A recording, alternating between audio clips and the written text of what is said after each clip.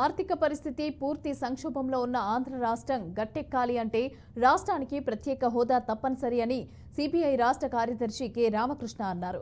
ఇక ఏలూరు జిల్లా నూజివీడులో జరిగిన సమావేశంలో రామకృష్ణ ఈ వ్యాఖ్యలు చేశారు.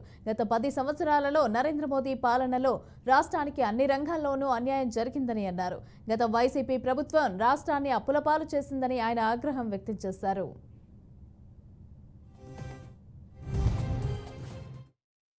కాలంలో ఆంధ్ర రాష్ట్రానికి అన్ని రంగాల్లో కూడా అన్యాయం జరిగింది. పైగా ఈ జగన్మోహన్ రెడ్డి వచ్చిన తర్వాత ఏమైందంటే ఆయన దేన్ని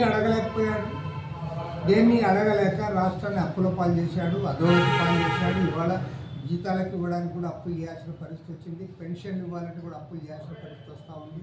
కాబట్టి ఈ తరుణంలో ఆంధ్ర రాష్ట్రం మళ్ళీ కోలుకోవాలి, ముందుకు సాగాలి, అభివృద్ధి జరగాలంటే కేంద్ర ప్రభుత్వం ఈ రాష్ట్రానికి ప్రత్యేక తరగతి హోదా ఇవ్వాలి.